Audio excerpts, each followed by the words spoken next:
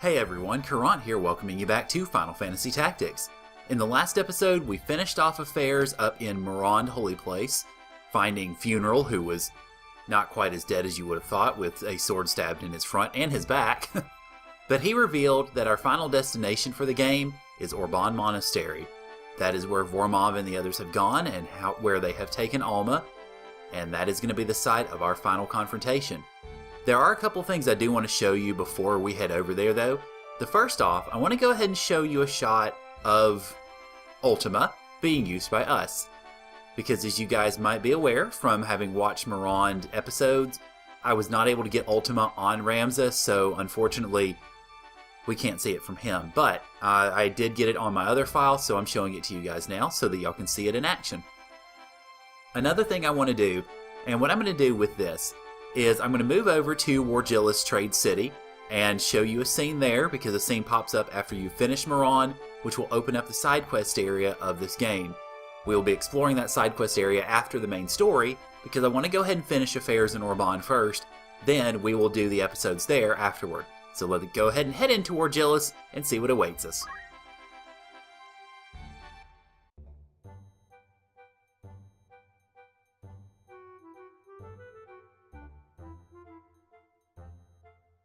I like how they have the scene from when you're getting propositions or when you're having a proposition report. I love how they use that music here. It's the only time outside of that you hear this. This job's been a great success. Not to brag, but you can all thank me. Count Minimum has his problems too. Then it was true. The legend of the island's treasures? Yeah! I hear there's lots of riches inside that cave. Huh, but those caves have lots of traps, right? Not only traps, but I hear there's scary magicians there also. Yikes, it doesn't matter how many lives you've got. Not even a flicker of light in there. No place for wimps. What was the name of that cave? Depot Dungeon? It's Deep Dungeon, right? What? This job was a great success because of me! Why are you talking so big? You talk weird, too! This ain't no show! Go away! Well, I guess just because she's a priest, she's not necessarily a nice girl, now is she? And that opens up the Deep Dungeon. Like I said, this is a side quest area of the game, and we will be exploring it afterward. There are 10 levels in all, which is why I'm going to wait until after we get done with the main story. If you want to explore it before, go right ahead. A few things I will warn you about though, and we will see them in action as you go through the Deep Dungeon. First off, as they mentioned, there is no light. I strongly recommend if you want to find everything treasure-wise, you bring maps, please. Because if you run into squares that have treasures on them and you don't have move find item, you're going to get thwacked. Secondly, the monsters in the Deep Dungeon can be incredibly tough. This is where you're going to find a lot of the rarer monsters in the game. This also makes it a really good place to have Secret Hunt because you can do lots of hunting there. You can find lots of really great items. You can also, of course, dig up really great items too. Another thing that I will mention along with that is there is no light, as I mentioned. Monsters actually have to die and crystallize for you to be able to see what you're doing in there. Once that's the case, then you'll be able to get more illumination as to what's going on. You can only move on from one floor to another when you find the exit, and you only find the exit by traveling around and finding stuff. Related to that, or really to all of it, is if you do want to go through Deep Dungeon, I would encourage you to brave train somebody, or more specifically, debrave train somebody. That in my party is going to be my mathematician, because she's got a Brave of 45 already, and so it's going to be a lot easier to debrave her than anybody else. Now what you'll want to do with that, or main reason why you want to do that, is because you want to have as good a chance of getting the really rare items as you can. Now it's worth noting, if you do debrave train somebody, keep in mind, you are going to start getting warnings after you get down below 15 Brave. If you're fine with seeing those warnings all the time, that's good. I'm not going to go quite that far, because I don't want you guys to have to see it every time, but just be aware of that. So if you get the Brave of whoever you do this for below 15, you will see warnings at the end of every battle that they're starting to kind of chicken out. They're not actually going to chicken out until they get below 6, but just FYI. So I'm going to debrave my mathematician to around 15, right above it I think, and then that'll give us an 80-something% chance of getting the really good items that you can find there. Okay, now that I've spilled the beans on that a little bit, I'm going to meet you guys up in Dorter Trade City so that we can go ahead and head into the final dungeons in Orbonne Monastery. So, give me just a moment, and I will see you guys there. Okay, here we are at Dorter Trade City, and I do want to emphasize as we go in here, there are a few things that it would be best for you to have before you go in, and you can buy them at pretty much every city now, so go for it. First off, have maintenance on as many characters as you can, because there's going to be a battle where you'll need it. Also, have 108 gems for everybody to resist, specifically this time Frog. You'll need that for one of the later battles. In addition, you should probably have thief hats, or defense armlets, or jade armlets. Actually, probably best to carry all three, really. Thief hats are going to be good for most of the jobs that you have, particularly if they're more squire magic-y. The defense armlets and jade armlets are going to be best for those jobs where you have, where you basically have armored folks that can't wear specific equipment. Also, along with that, have black costumes as well, again for your more squire or thief jobby types. There will be battles in which it would behoove you to have both of those. Well, all of those really. So, make sure that you have all of those before you go into Orbonne Monastery, because keep in mind, once you go into Orbonne, there's no going back. This is the final road. There will be 6 battles in all in Orbonne Monastery. Some of them obviously tougher than others, but they will culminate in the final boss battles that will end this game. So, keep that in mind. Obviously, if you need to level up or if you need to get money, you've got map spaces all over the place where you can do that now. If you want to do it with comfort, you can probably do it over at Lenalia or some of the earlier battlegrounds, Araguay, or what have you. If you want to do it and challenge yourself, you can do it more toward the east end of the map where you've got some of the harder spots. All of those are available to you now. If you have propositions that you have left to do, go ahead and do them, because again, this is the end point. So if you have everything taken care of, and we do, because I've already done test runs of everything and I have all the equipment I need, so if you are in that same position, then of course go ahead and step on in. The underground book storage, 4th floor, which, as it turns out, we've visited before, so I guess let's get reacquainted a little bit. Now, this first battle, as it turns out, is not really one where you're going to be particularly challenged, I don't think. If you've leveled up your units and you have good units basically in place, you're not really going to have problems with this battle. But I'm going to go ahead and bring my regular crew in anyway. So let me go ahead and bring, I've got Ramza, of course, I've got Orlando at one side and Beowulf at the other. I have my mathematician in the back, and then I have Worker 8 to supply some damage from afar. So I think with that team, we should be good to go. Welcome to battle number 55 at the underground book storage, 4th floor.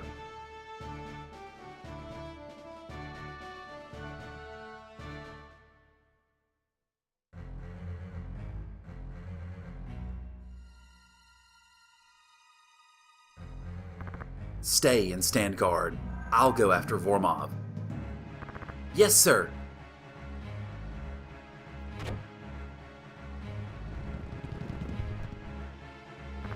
What's in this underground library? Well, hopefully we'll find out, and we have a battle with the objective, kill them all. No surprise there, really. Alright, so, you notice, this battleground looks a little unusual. You see all the books everywhere, they kind of get to be our positioning, I guess, or they get to be our bridge.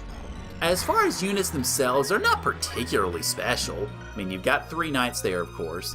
Then, hiding around here, we've got a couple of monks, and that would be an archer. So, nothing that particularly stands out, but still, you'll want to try to eliminate threats as best you can. So, I'm going to start by going ahead and taking out this archer, I think. Since I can get to him, I should be able... That will not quite take him out. Crap. Oh well. It almost will, though. If one of those happened to crit, it would, but unfortunately they didn't. So, I don't think I'm going to have too much trouble with him. Now, of course, Orlando, let's see, what can I have you do, Orlando, sir? What do I want you doing? Let's go ahead over here and go after these monks. I think lightning stab should be able to reach both of those. So this would be a good central position, I think. Let's see. Yeah, lightning stab hits you and you're not dead. Lightning stab hits you and you are. So I vote for the you are dead option, basically. Alright, so now let's see. Probably the best thing to do with her. One thing you'll notice about a lot of the positions here is height is not going to matter terribly much for a lot of people in this battle. Just because, I mean, you've got this guy at height 3, but then you've got this 11.5, you got him at 11, so, and your characters start out on heights of, let's see, well, 4 and 5. So it's very uneven. So if you want to buff characters, you're only going to be buffing maybe a couple at a time, or vice versa. Alright, so I'm not really going to be able to do a prime against an enemy because it's going to hit Orlando. Now, one way you can get around that, actually, and let me go ahead and do that, just to show it. One way that you can get around for anything like that is if you plan on hitting somebody, or hitting an enemy, and you want to attack them, but you don't want to risk killing Orlando, if Orlando's the only one that's going to get hit by it, use Holy. And the main reason for that is, keep in mind, with his with his Excalibur, he absorbs holy attacks. So, you will definitely want to do that. And I will want to get the crap moved before I do this, actually, because it's primed right now to hit her. So, yeah, there we go. Okay. So now, height prime number holy will not hit her, but it will hit the 2 enemies and Orlando, which is no big deal. So, let's go ahead and do that.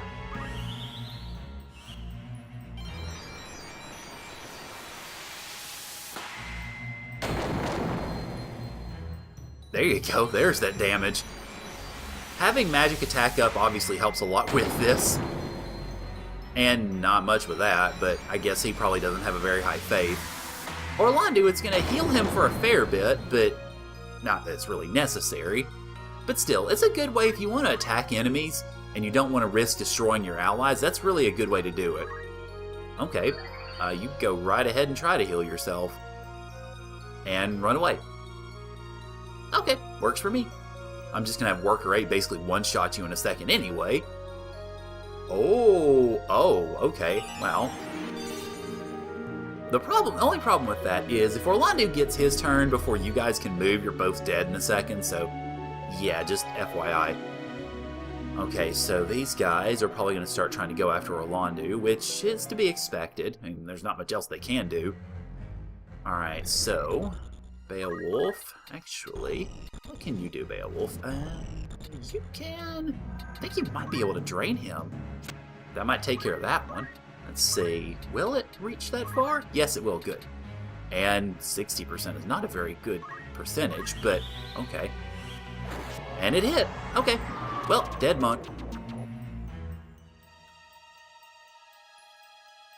Alright, Worker 8 will be able to finish off the archer easily enough. Let's see, let's move him 2, 3, 4, 5, 6, 7, 8, okay. We can actually move you right here, and that will guarantee that you can hit him. Yeah, there we go. Okay, good. Yep, you're dead. Nice knowing you, archer boy.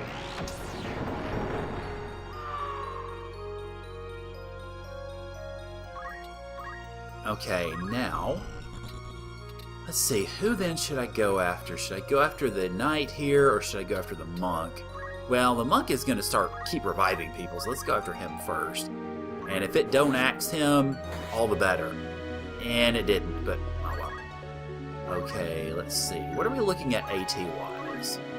We've got Orlando, we've got Monica, and then we got all 4 of them going at once. So, alright, so that's going to be height of 4. Is that going to hit anybody else right now? Nah, nobody I care about. Okay. Alrighty. In that case then, Orlando, have fun with this knight up here. And I want to just basically play around with you by breaking your weapon and killing you. Okay. Wow, that would have killed you straight out anyway. Alright. No, that's 1 dead knight. 2 more to go. Okay, so Monica's going to do, let's see, height of 4. And just in case, I don't think it's going to hit anybody else, I'm going to do fire 3. Oh, we'll hit her. Okay. Well, in that case, I'm moving out of the way. Not like that. Alright, move you back over here. Okay, there we go. That should do it. It will bake both of you. Alright. Yep, works for me. Okay.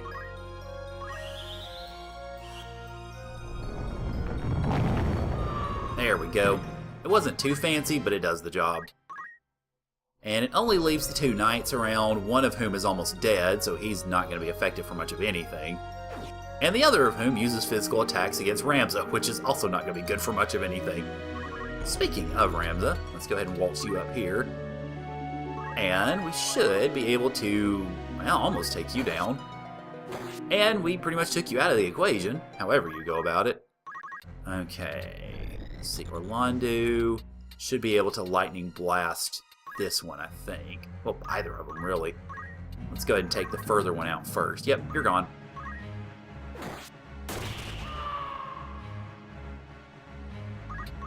Okay, and is Beowulf going to be able to hit him? I don't think he will, but we'll give it a shot anyway. Let's see. Nope, not quite. Okay, that's alright. And let's see, Monica, what height are we looking at here? That's going to be prime. Oh, and it's the only one he's going to hit. Okay. Alright, so, yeah, let's go ahead. Height prime number. Go ahead and do Ice 2 just to show off a little bit. And yeah, it's going to hit her, but at this point in time, I don't really care, because after it hits that knight, battle's over. And it's going to hit Beowulf. Okay. Alright. Oh well, a little bit of collateral damage, but no big deal. Leave this to me. I'm counting on you, Raphael. Fel Kau De Da Suid Ferio. I am the one with the time god. Open this gate.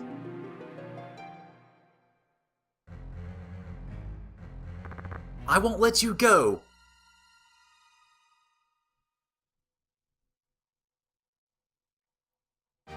And thus, we win battle number 55.